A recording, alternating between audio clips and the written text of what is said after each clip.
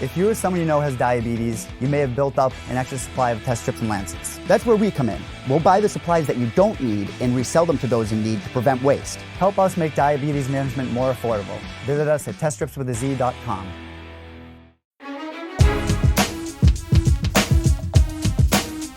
All right, we have downtown TJ Brown on the show, one of the newest members of the UFC roster after picking up a third-round submission win over Dylan Lockard on the final Dana White's Contender Series of 2019. Welcome to the UFC, TJ Brown. How are you? Man, I'm great, man. I'm having a great morning. Been on cloud nine the last few days, man. Super excited to be on your show, man. Well, I appreciate you being here. When you hear me say welcome to the UFC, how does that all sound? Oh, it's crazy. I remember waking up the next morning and my son and fiance were like, hey, UFC fighter. So I was just, it just really didn't click. But, man, it sure does have a good ring to it. Yeah, I mean, it's been less than 72 hours since the big night in Las Vegas as we record this. And I'm sure, not only from your fiance and your son, but you've probably been flooded with calls and texts and messages. But, this isn't your typical job promotion. Like, this isn't you going into the corporate offices of a company and running through stats and sales numbers. You went into a cage, you fought a tough guy, you overcame some adversity, and you got a UFC contract with a lot of eyes on you. Has that all sunk in yet, what you've been able to accomplish? Man, it slowly but surely, man. It's been a long time coming. I visualized this happening. I went through this. I guess you'd call it a process, man, and it's slowly starting to sink in, man. It's been a long fought road, and we sure are glad to be here, and it's nice to kind of sit back and enjoy for a minute because I've spent a lot of hours and hours just grinding to get into this moment. So it sure is nice to kind of take it all in for a few days. Yeah, and you did so in your 20th professional fight, which is a pretty cool, nice round number there. And this sport there's a lot of excited people. Even the dog's excited. Even the dog's excited about this turning point in your career. And like you said, man, this sport requires a lot of patience. It requires a ton of grind and sacrifice. And it's been an over 8-year journey for you to get to this point. Did you make this happen in the time frame that you thought it would? Did it happen sooner, later? Like, how would you describe it? Yeah, 100% it didn't go as planned. I started out, undefeated in my amateur career, 10-0. I was off to a real promising start, but then right as I turned pro, I broke my hand two times in a row, and then took some losses, that I shouldn't have taken. So it definitely wasn't the projected path that I expected.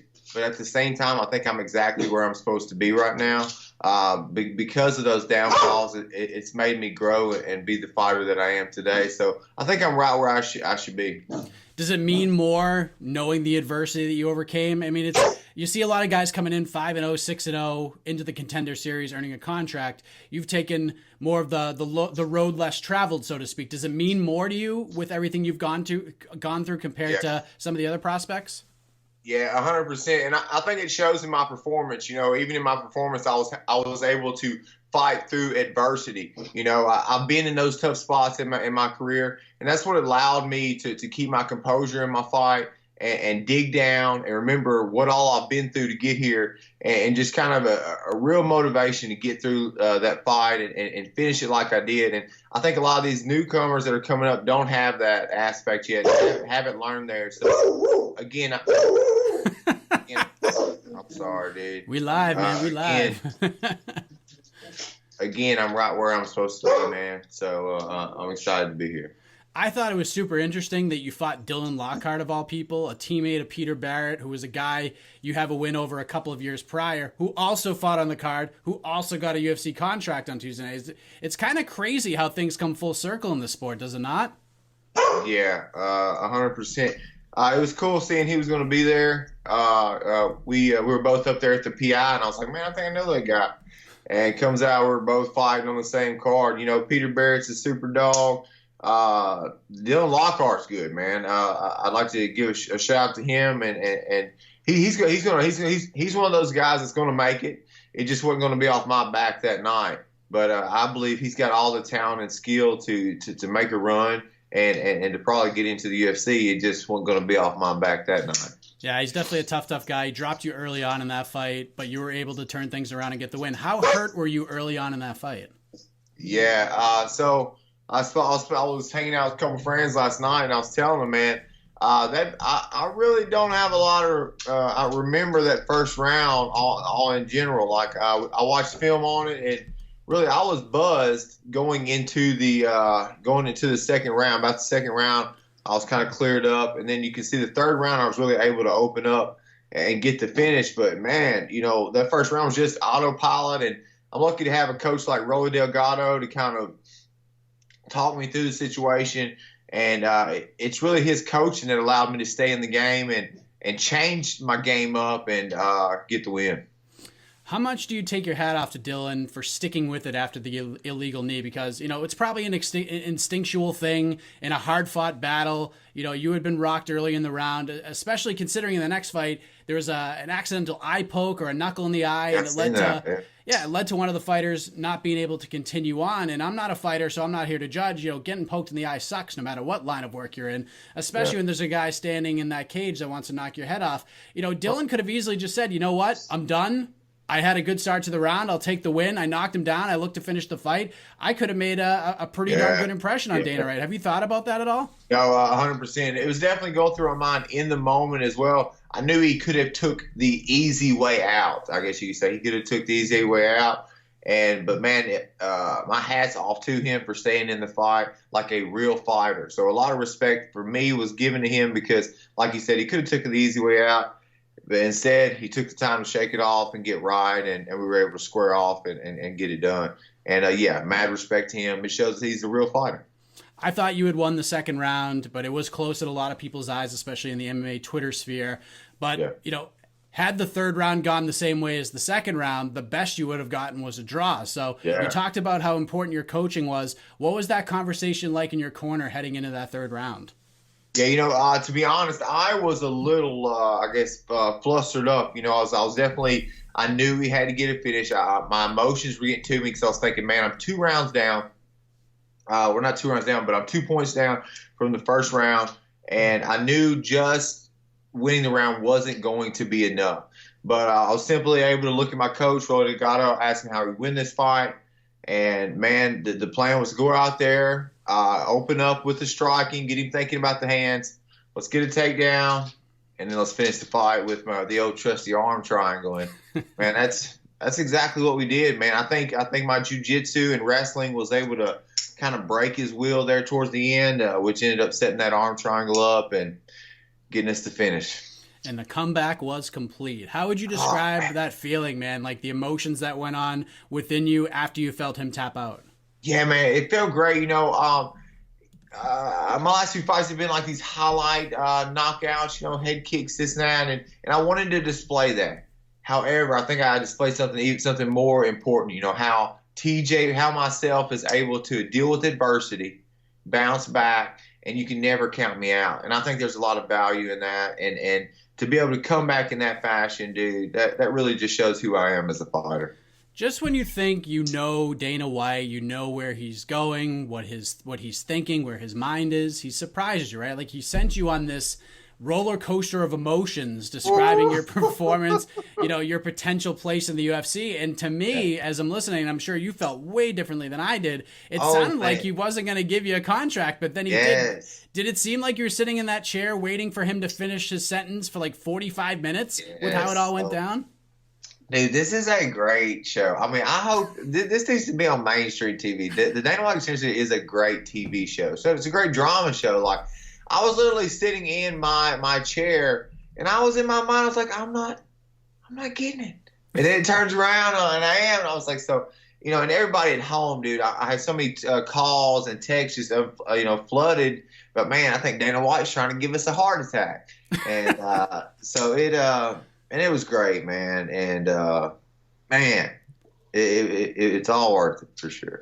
Hearing those words, he's in, we're going to give him a shot. And I didn't get to talk to you in the lead up to the fight.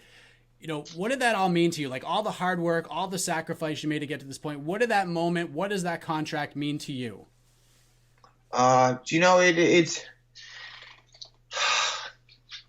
It's hard. It's really hard for me to sit here and put into words how much it means to me, because I would have to try to explain what all I've sacrificed and been through to get to this moment.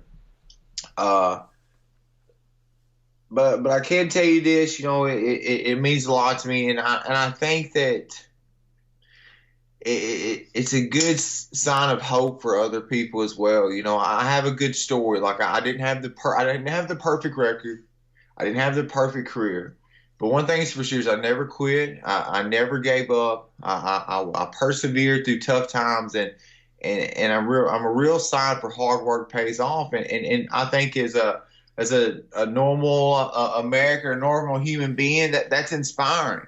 And I want to be inspiring, and I want to be that person, because I want to show people that no matter where you're at, that, man, if you're able to put in the work and sacrifice the time, that you can make something of yourself like I have. I'm glad you said that, because in my opinion, at least being in the media, I think being in the UFC, being a professional fighter in that organization, it comes with a lot of responsibility. I mean, this becomes something that, people look to when getting into the sport for the first time, like the ins and outs of the sport. And there's different paths, these different stories that fighters have, with what being in the UFC can represent. So do you hope to be able to inspire? Like, do you hope to be able to use that platform for that purpose? Is that sort of your purpose of being in the UFC besides becoming a champion? Right. My number one purpose is I love to compete. I love the sport of MMA. I love to compete. I love to get under the lights. But I think too many times, no matter if John Jones wants to be or not, but he's a huge figure and someone that a lot of people look up to. So whether he wants that role or not, that's where he's at, right? And I feel like once you do hit that role of a star or some sort of figure, that you have to accept that responsibility and understand that there are people looking up to you. There are people inspired by you. And I want to be one of the good guys, man. I do. I want to be one of the good guys. I want to be a shining light of hope. And man, and I want to show the good guys can do it too, man. I'm one of the good guys, man. I'm a family man. I try to do things right. No, I'm not perfect, but man, I'm a hard-working American and just a small-town kid from Arkansas. And man, I want to be the symbol for that, man. Now that you're in the UFC, a new road begins for you. And I know you just came off an emotional night and an emotional fight, but you've always been a very active guy in your career. So do you have a time frame on when you'd like to make your UFC debut? Is there a certain card that sticks out to you? Well, what I would like to do is my teammate, Thug Nasty, Bryce Mitchell, he fights soon in Washington. I'd love to get on the same card as him. That'd be super convenient for both of us, being able to train and get ready and fight on the same card. That would be cool. I'm kind of nursing up a few small bumps right now, but as soon as they get healed up, man, I'm ready to go. Like you said, what I got between boxing, kickboxing, and MMA, I got about 6 fights this year, so I'm ready to keep the good times rolling, man. What did good old Thug Nasty say to you after you won? Oh, he was pumped, dude. He was super pumped. He gave me he gave me some nice encouraging words before the fight that really meant a lot. And man, he's a great support. Man, he's a good guy. He's a knucklehead, but man, he's a good guy. Downtown TJ Brown joining the program, coming off his 3rd-round submission win on the Contender Series Tuesday night and earning a UFC contract in the process. Great chat with you, TJ. Before we let you go, let the folks know where they can follow along this journey with you via social media. Any shout-outs, anything else you want to get off your chest, man? The floor is yours. All right, man. Thank you. So you can follow me on Instagram at Downtown TJ Brown or on Facebook with TJ Brown. They've got me on suspension from social media for one more day, but I will be out in one day. Yes, I screen recorded a video of Dana White giving me the contract, posted it to my Facebook and Instagram. You can't do that, by the way. And they knocked me. They kicked me out. I got one more day, and I'll be back on. Please follow me, guys. Follow my story, man. I'm on my way to the top. TJ, thank you for the time, man. Congratulations on everything. We look forward to seeing your UFC debut, hopefully on that Washington card with your teammate. That would be great, man. Thank you so much for having me, man. You've got a great show. Thanks, man. I appreciate it. Take care.